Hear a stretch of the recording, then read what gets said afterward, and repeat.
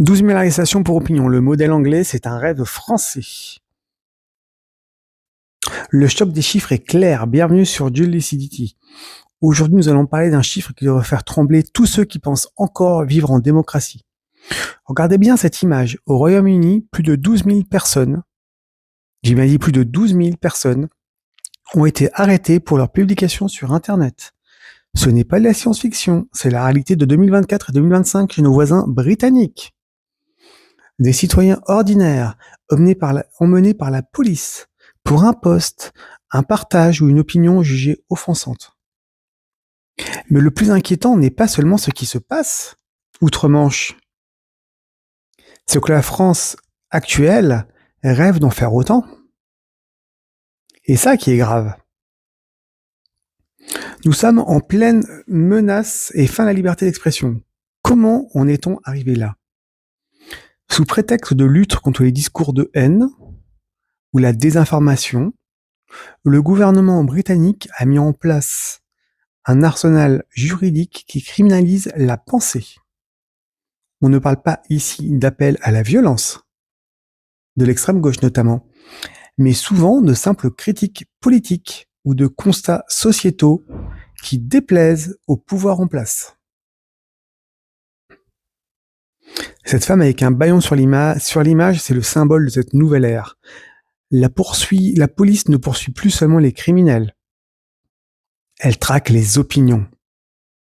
C'est l'instauration d'un climat de peur où chaque citoyen devient son propre censeur par crainte de voir débarquer la patrouille à 6 heures du matin.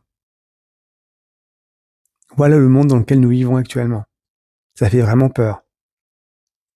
Nous sommes dans l'optique de faire un parallèle avec l'obsession française. Pourquoi ce sujet est-il vital pour nous ici en France ? Parce que nos dirigeants regardent ce modèle avec une envie mal dissimulée. Entre la loi via les velléités de contrôler les réseaux sociaux et la surveillance accrue des opposants, la pente est glissante. On nous explique avec le sourire que c'est pour protéger la cohésion sociale. Mais la réalité est plus sombre, beaucoup plus sombre. C'est la mise en place d'un verrou numérique. La France, qui se veut la patrie des Lumières et de la liberté d'expression, semble de plus en plus tentée par ce totalitarisme soft à l'anglaise. Ils veulent transformer l'espace de liberté qu'était Internet en une zone sous haute surveillance.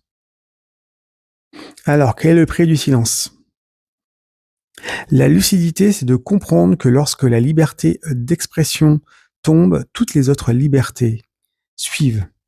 Si nous acceptons que l'État devienne l'arbitre de ce qui est offensant ou vrai, nous cessons d'être des citoyens pour devenir des sujets. Le modèle anglais n'est pas une anomalie, c'est un avertissement. Ne laissez personne vous bâillonner sous prétexte de sécurité. Et vous, pensez-vous que la France a déjà franchi le point de non-retour ? On en discute en commentaire. Et restez lucides.